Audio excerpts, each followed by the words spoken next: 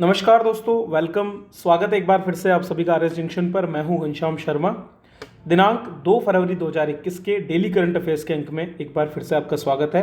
दोस्तों, इन current affairs का 2020 का कंप्लीट जो आपका इश्यू है गुलदस्ता बुक के रूप में अवेलेबल है आपकी अपनी एप्लीकेशन आरएस जंक्शन पर। तो आज ही आरएस जंक्शन एप्लीकेशन डाउनलोड करें और इसका लाभ उठाएं। चलिए तो शुरुआत करते हैं आज के पहले प्रश्न के साथ। जयपुर में पुलिस मुख्यालय द्वारा शुरू किए गए आवाज नामक जो कार्यक्रम है, इसका उद्देश्य क्या है? दोस्तों, ये जो आवाज कार्यक्रम है, इसके अधीन महिला सुरक्षा और सशक्तिकरण को लेकर के एक अभियान चलाया जा रहा है और यही इसका उद्देश्य भी है। तो इस पर हम थोड़ा चर्चा कर लेते हैं। तो राजधानी जयपुर में इसकी शुरुआत की गई पुलिस मुख्यालय द्वारा और आवाज कार्यक्रम के तहत महिला सुरक्षा और सशक्तिकरण जागरूकता अभियान एक चलाया गया है। तो ये जो एक अभियान है, इसका मूलभूत उद्देश्य है लोगों को जागरूक करना। किसके प्रति? महिलाओं के प्रति। खासकर युवा जो हैं, उनको महिलाओं के प्रति सम्मान उनके मन में हो, इस भावना को बनाने के लिए इसे चलाया गया है। अभियान 1 फरवरी से लेकर के 15 फरवरी तक चलेगा। निर्भया स्क्वाड जो कि मंचलों से महिलाओं को बचाने के लिए हाल ही में शुरू की गई पूर्व पहल है। तो पहले इसको शुरू कर दिया गया था, जिसमें महिलाओं को विशेष मार्शल आर्ट की ट्रेनिंग दी गई है महिला पुलिसकर्मियों को, और उन्हें स्थान स्थान पर जहां पर ऐसी समस्याएं देखने को मिलती है वहां पर तैनात किया गया है। तो निर्भया स्क्वाड और समस्त पुलिस उपायुक्त जो है, वे अपने अपने क्षेत्रों में इस अभियान को आगे बढ़ाएंगे, ताकि अभियान की समाप्ति के बाद एक हमें बेहतर लोगों के बीच में एक धारणा महिलाओं के प्रति बने। ये प्रयास यहाँ पर होगा। महिलाओं के साथ होने वाले अपराधों पर अंकुश लगाने का प्रयास सरकार कर रही है और इसी के लिए हर जिले में महिला विरोधी अपराध विशेष अनुसंधान इकाइयाँ भी बनाई गई है। तो रिसर्च को आगे बढ़ाया जा रहा है। इस प्रकार की जो इकाइयां हैं, इनका काम क्या होगा? ये महिलाओं से जुड़े जो विभिन्न अपराध हैं उन पर निगाह रखेगी, जांच रखेगी और कोशिश करेगी कि इनको कैसे रोका जा सके। लोगों में जागरूकता होने से ही महिलाओं की गरिमा और सम्मान की रक्षा होगी। महिलाएं कहीं भी रहे, सुरक्षित रहे, इसी सोच के साथ इस अभियान को शुरुआत किया है। तो आवाज कार्यक्रम के अंतर्गत इसे हाल ही में लॉन्च किया गया है। दोस्तों, बजट भी कल आया है और बजट के ऊपर एक विशेष वीडियो मैंने बनाया है। तो वो वीडियो जो है, उसका लिंक आप बिल्कुल ऊपर देख सकते हैं, आपको दिखाई देगा। तो वहां से उस लिंक से जा सकते हैं या फिर आप हमारे चैनल को विजिट करके वहां से इसका लाभ उठा सकते हैं। चलिए अगला प्रश्न देखते हैं। निम्नलिखित में से किस भारतीय अमेरिकी, अर्थात जो भारतवंशी और अमेरिकी वंशी दोनों है, उस नासा के एक व्यक्तित्व को जो है कार्यकारी प्रमुख घोषित किया गया है और वो है भव्या लाल। तो भव्या लाल को अब कार्यकारी प्रमुख बनाया गया है नासा में। नासा एक सर्वश्रेष्ठ संगठन है जो अंतरिक्ष क्षेत्र में काम करता है और सरकारी संगठन है जो कि अमेरिका का है। तो भारतीय अमेरिकी भव्या लाल को नासा में अंतरिक्ष एजेंसी का कार्यकारी प्रमुख जो है नियुक्त किया गया है, एग्जीक्यूटिव ऑफिसर इन्हें बनाया गया है। भव्या लाल अमेरिका के नवनिर्वाचित राष्ट्रपति जो बाइडेन द्वारा नासा में बदलाव संबंधी जो समीक्षा दल है उसकी सदस्य भी हैं और बाइडेन प्रशासन के अंतर्गत नासा एजेंसी में परिवर्तन संबंधी कार्यों को देख रही हैं। अमेरिकी अंतरिक्ष एजेंसी नासा ने अपने बयान में कहा है कि भव्या लाल के पास अभियांत्रिकी अर्थात इंजीनियरिंग और स्पेस टेक्नोलॉजी का व्यापक अनुभव है। भव्या 2005 से लेकर 2020 तक institute for defence analysis science and technology policy में अनुसंधान की एक सक्रिय सदस्य भी रही हैं। इसके अलावा अमेरिकी अंतरिक्ष एजेंसी के साथ कई कार्यक्रमों में उन्होंने अपना योगदान दिया है। भव्या इससे पहले नासा के प्रसिद्ध programme innovative advanced concepts programme और नासा एडवाइजरी काउंसिल की technology innovation and engineering committee की एक्सटर्नल काउंसिल मेंबर भी रह चुकी है। उन्होंने 5 national academies of sciences, engineering और मेडिसिन से जुड़ी हुई विभिन्न समितियों में काम किया है।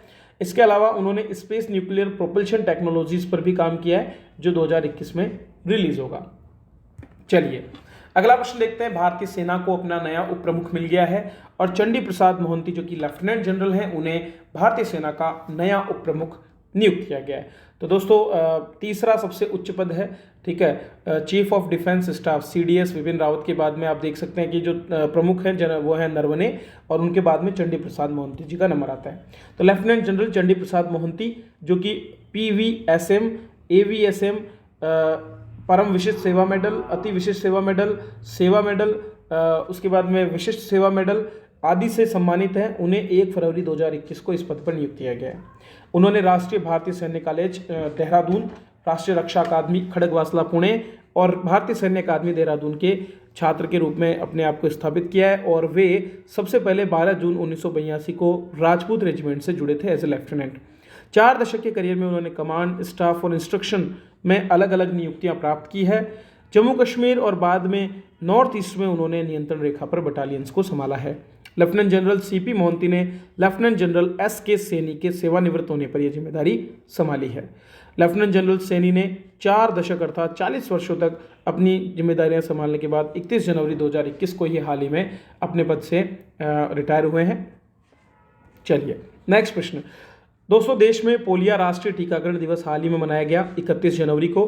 तो 31 जनवरी को पोलियो राष्ट्रीय टीकाकरण दिवस के रूप में मनाया जाता है और इसी दौरान 30 जनवरी 2021 को राष्ट्रपति भवन में हमारे माननीय राष्ट्रपति रामनाथ कोविंद जी ने 5 वर्ष से कम उम्र के बच्चों को पोलियो की दवा पिला करके राष्ट्रीय पोलियो प्रतिरक्षण दिवस की शुरुआत की। भारत 1 दशक से पोलियो मुक्त बना हुआ है। तो 2011 में अंतिम मामला हमारे यहाँ आया था 13 जनवरी 2011 को। उसके बाद में कोई ऐसा मामला अभी तक देखने को नहीं मिला, लेकिन हमारे पड़ोसी देशों में जिसमें पाकिस्तान भी सम्मिलित है वहाँ पोलियो के केसेज है, इसलिए यह आवश्यक है कि हम लगातार इसके प्रतिरक्षा को बनाए रखें।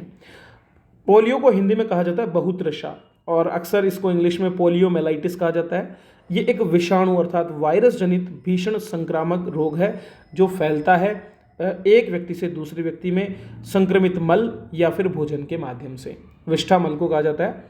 इसे कहा जाता है बाल संस्तंभ या फिर इन्फेंटाइल पैरालिसिस, बाल पक्षाघात, पोलियोमाइलिटिस और बहुतरशा एंजेफलाइटिस, पोलियोनेंसेफलाइटिस, ठीक है, इन नामों से इसको जाना जाता है।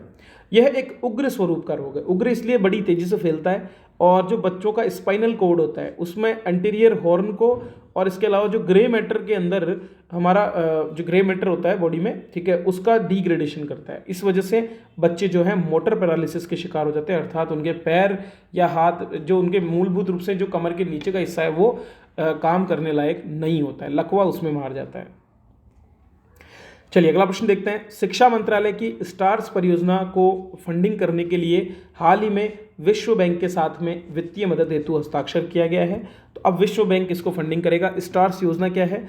स्टार्स योजना है strengthening teaching learning and result for states अर्थात स्टार्स।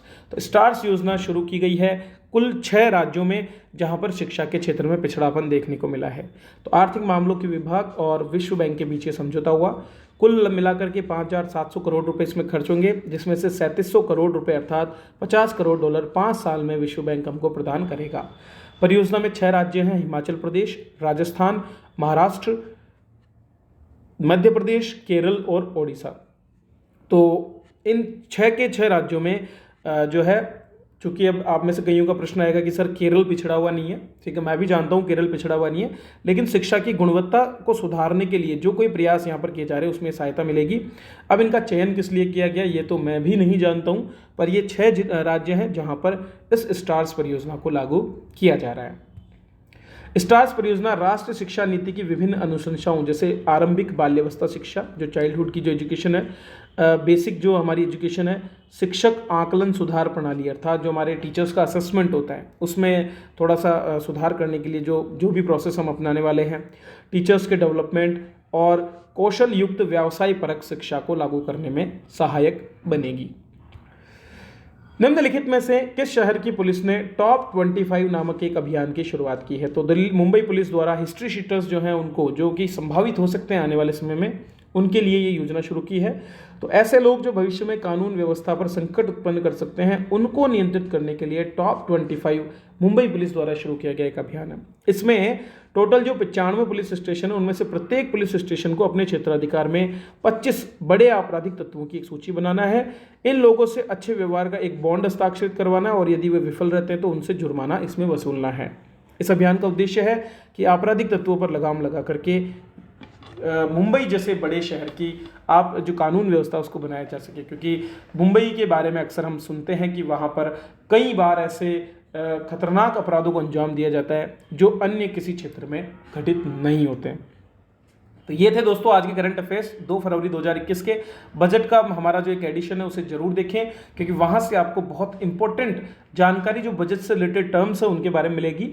तो टर्म्स इसलिए क्योंकि आपका सिलेबस में ये पॉइंट्स आते हैं इकोनॉमी में, तो वो मैंने बताया है। इसके अलावा आपको अगर करंट अफेयर्स की बुक चाहिए, बहुत ही इंपॉर्टेंट 1500 से ज़्यादा प्रश्नों का संग्रह 2020 के, वो अवेलेबल है आर्यस जंक्शन ऐप पर, तो आज ही जाएं और उसका लाभ उठाएं। चलिए इसी के साथ मैं आपसे विदा लेता हूं, मिलते हैं अगले वीडियो में, तब तक आप सभी का बहुत बहुत धन्यवाद।